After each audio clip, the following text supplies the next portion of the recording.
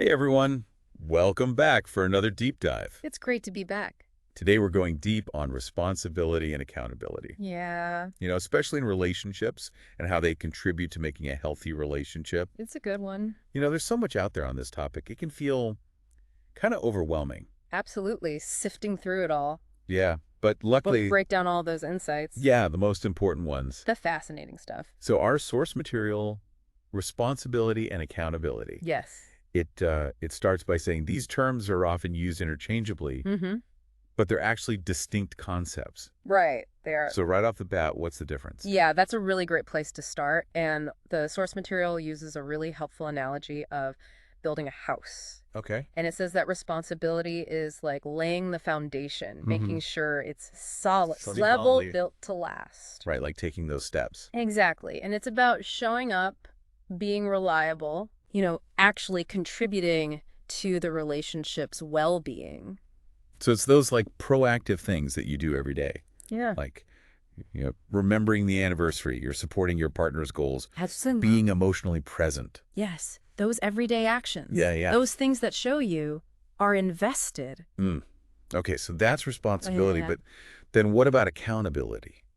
So if responsibility is building the foundation, accountability is like that regular maintenance check. Oh, okay. You're spotting the cracks, taking ownership, making the repairs, Gotcha. and it's about acknowledging when you've messed up, Mm-hmm. taking steps to correct it, Uh-huh. and then, really importantly, learning from that experience so it doesn't happen again. So one builds, one maintains. Yeah, that's a good way to put it. But, this source also brings in some pretty heavy psychological theories. Yeah. Like Erik Erikson's stages of psychosocial development. Right. I got to admit, I'm a little rusty on that one.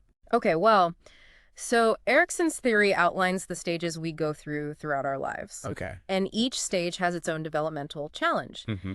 And one of their stages is called intimacy versus isolation. Okay.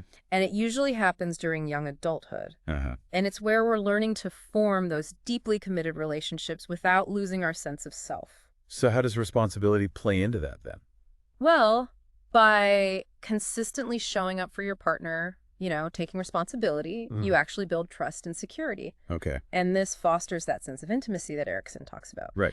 So you become comfortable being vulnerable because you know your partner's there for you. I see. And then taking responsibility often involves making sacrifices. Yeah. Putting your partner's needs alongside your own. And this helps you move away from just that solely self-centered perspective. Right. And you develop a more mature understanding of what it actually means to be in a committed relationship. So it's like by being responsible in the relationship, you're proving to yourself and your partner that you're actually capable of that deep connection, Exactly. which then combats that fear of isolation. Yes. It's like a positive feedback loop. It comes full circle. It does. Now, the source also links accountability to sociological role theory. Okay, role theory. Yes. It's all about the roles we occupy in society Right. and how we behave based on that. Exactly. But how does that apply to relationships? I don't quite see the connection. Well, think of it this way. In any relationship, there are certain expectations and unwritten rules Okay. about how partners should behave. Uh-huh. For example, being emotionally supportive, respecting each other's time, Right. or being honest about your feelings. Gotcha. And role theory suggests that we strive to fulfill these expectations. Because it defines us as a good partner. Exactly. We want to meet those expectations. Okay, so when we mess up, when we kind of break those unwritten rules, Yeah, that's where accountability comes in. it is. It's how we acknowledge that we've stepped outside of that expected role. Exactly. And by taking accountability, Uh-huh. by owning that mistake and making amends, Right. we're essentially saying, hey, I might have slipped up, but I'm committed to fulfilling the expectations of this role, to being a good partner. So it's about restoring that trust, Exactly. repairing the damage. Yes. It's not just about the action itself, it's about how that action affects the whole relationship dynamic. Yeah, it's about the bigger picture. That's fascinating. It is, and the source doesn't stop there. Of course not. It goes even deeper into the interplay between these two concepts. Yeah, and that's where it gets really interesting. It does. So let's take a closer look at how responsibility and accountability actually work together. Okay, let's do it. The source really emphasizes that responsibility and accountability work together to create this incredible cycle of trust and security in a relationship. And they're really like two sides of the same coin. Okay. they're both essential for that foundation to be strong. So it's like responsibility lays that groundwork Yeah. by consistently showing up, being dependable. Right. But then accountability kind of swoops in Yeah. when those inevitable human errors happen. Right, those slip-ups. It's like that safety net. Exactly. That keeps those errors from becoming major cracks in the foundation. Yeah, and the source actually highlights how this interplay is crucial in various aspects of a relationship. Like navigating conflict, communicating effectively, and building lasting trust. So like when it comes to conflict, because that's unavoidable, it's going to happen. It is in any relationship. But the source makes it seem like if you approach conflict with these principles in mind, it can make a big difference. Absolutely, yeah. When you approach conflict with a sense of responsibility, you're more focused on trying to understand your partner's perspective and finding a solution that works for both of you. So it's not about winning the argument. No. It's more about working together. Exactly, yeah. It's about collaboration. Okay, and so then where does accountability fit in? Well, accountability comes in when you realize you might have contributed to the conflict, even unintentionally, and it's about owning your part. Apologizing genuinely and actively trying to repair any hurt that you caused. It takes maturity. It does, yeah. Admitting you're wrong isn't always easy.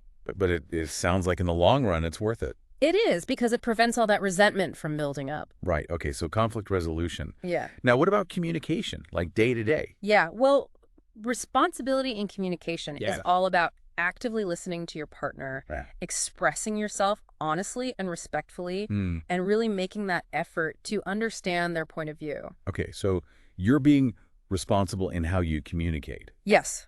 But then accountability takes it a step further. Yes, it does. It's recognizing when your communication maybe hasn't been effective and then taking steps to improve it. So, for example? Yeah, maybe you realize you haven't been clear about your needs. Or perhaps you interrupted your partner without realizing. Right. Accountability means acknowledging those slip-ups. And taking ownership of them. And then working on developing better patterns. Gotcha. So it's about recognizing there's a problem. Yeah. And then taking those steps to fix it. Exactly. And something that really resonated with me from the source is how they talk about trust being like this fragile ecosystem that needs constant nurturing. Yeah, it's a great analogy. It is. So responsibility is what nourishes that ecosystem. By demonstrating that consistent reliability and follow through. Right. So you make a promise, you keep it, you say you'll be there, you are, and those actions build a foundation of trust. But then accountability, that comes in when something disrupts that ecosystem. Right. It's like a sudden storm. And it's taking responsibility for the damage, cleaning up the mess, and working to restore that sense of security. So again, one builds and one maintains. Yes, exactly. It's this continuous process of building, maintaining, and repairing. I see. Now, the source also talks about what happens. Yes. When responsibility and accountability are lacking. Yes, they do. And it's not a pretty picture. No, not at all. They talk about the erosion of trust, the buildup of resentment, increased emotional distance. Yeah, it seems like it could really spiral out of control pretty quickly. It can, absolutely, because if one partner consistently fails to take responsibility or avoids accountability when they mess up, it creates this huge imbalance in the relationship. Okay, and then the other partner starts to feel undervalued. Yes, they might feel unheard or even taken advantage of. And it can even have an impact on an individual level, too. Yeah, absolutely. Like the source talks about decreased self-esteem, feelings of insecurity. Exactly. So that partner who is constantly picking up the slack or making excuses for the other partner's behavior might start to question their own worth. And then on the other hand, the partner who is not being held accountable they don't really develop the self-awareness to grow as a person. Exactly. So it really is detrimental for both people involved. Okay, so this all sounds pretty bad. It is. Like a recipe for disaster. Definitely. So how do we avoid falling into this trap? Well, luckily, the source also offers some strategies for cultivating these concepts. And they're actually pretty practical. Great. Let's hear them. Well, it starts with setting clear expectations from the beginning. Oh, okay, like at the start of the relationship. Yes, exactly. What are each partner's roles and responsibilities? What are the non-negotiables in terms of behavior and communication? So you're on the same page. Exactly. And having those conversations early on can prevent a lot of misunderstandings and resentment down the line. Yeah, it's important to be upfront. It is. And the source also emphasizes active listening.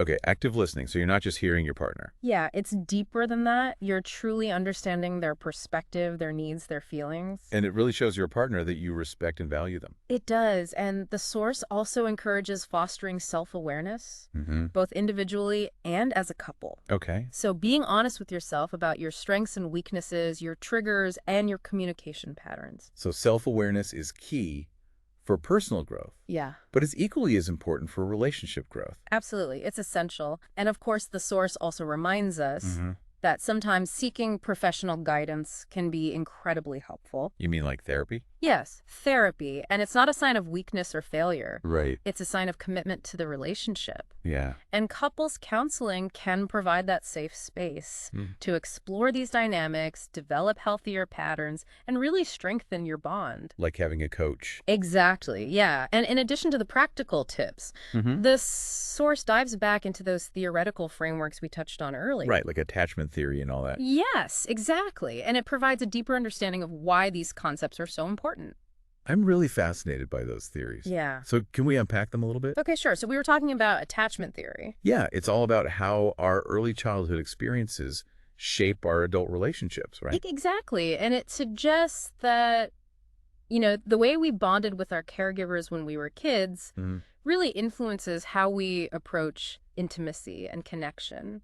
Okay, that makes sense. So how does that tie back into responsibility and accountability? Well, securely attached individuals, they tend to be more comfortable with both giving and receiving responsibility and accountability in their relationships. Okay. Because they've developed that secure base, that sense of trust that lets them be vulnerable and rely on their partner. So they're not afraid to step up and take ownership. Exactly. They're not worried about being rejected or abandoned. Okay. They've got that foundation of security. Yes, exactly. And the source also talks about social exchange theory. Oh, right. Social exchange theory. That's the one that views relationships kind of like a balance sheet, right? Yeah, like an exchange of costs and benefits. We're always evaluating if the relationship is worth it. Yeah, we're always checking if the rewards outweigh the costs. And responsibility and accountability, those play a huge role in keeping things balanced. Absolutely, because when both partners are contributing, fulfilling their commitments, owning their mistakes, it creates this feeling of fairness. Okay, so it's not about keeping score. No. But it's about making sure that both partners feel like they're getting something out of the relationship. Exactly. It's about mutual benefit. And when that's off, when one person's always being responsible and the other isn't being held accountable, yeah, then resentment can build up. It's that feeling of being taken advantage of. Exactly. Like, I'm always the one who's responsible. Right. But you never own up to your mistakes. Yeah, it can create a lot of tension. Okay, so we've got attachment theory, social exchange theory. Right. Now, the source also mentioned cognitive behavioral theory. Yes, CBT. That's the one that focuses on how our thoughts influence our actions, right? Exactly. It's all about the mind-body connection. Okay, so how does that play out in relationships? Well, CBT suggests that if we can think more positively, we're more likely to act in healthy ways. Okay, so that includes taking responsibility and being accountable. Exactly. For example, if you're constantly thinking, I'm a terrible partner, I always mess things up, you're less likely to own your mistakes. You're just going to keep making them. Right. It becomes a self-fulfilling prophecy. But if you can challenge those negative thoughts and replace them with more positive ones. Yeah, like, I'm not perfect, but I'm learning. Right. Then you're more likely to embrace accountability. Exactly. It's about recognizing that we all make mistakes. Yeah. But those mistakes don't define us. We can choose how we respond to them. Exactly. We have that power. This has been such an insightful deep dive. It has been great talking about this. Our source, responsibility, and accountability. Yeah. It really gives us a lot to think about. It does. It's packed with information. But before we wrap up, I wanted to touch on one last thing. Okay. The source mentions that these concepts, they're not just for romantic relationships. You're right. Responsibility and accountability are valuable in all kinds of relationships. Yeah, friendships, families, even at work. Exactly. Anywhere where you have connections with people. So they're like the foundation for any healthy interaction. I think so. They help build trust and respect. And they help us deal with conflict more effectively. Absolutely. It's about creating understanding. So as we close out this deep dive, what's the key takeaway you want our listeners to walk away with? Well, I think the most important thing to remember is that responsibility and accountability are not about being perfect. Right. It's about showing up for yourself and the people you care about. Yeah. Owning your mistakes and trying to be the best version of yourself. It's a journey. It is an ongoing process. And a journey worth taking. Absolutely. And I'd encourage everyone to check out Responsibility and Accountability for even more insights. Yeah, it's a great source of information. And as you reflect on these concepts, ask yourself, how can I take more ownership in my relationships? And how can I use responsibility and accountability to build trust and respect? Those are powerful questions. They are. So keep diving deep, everyone. Keep learning. And keep building those incredible connections. Until next time.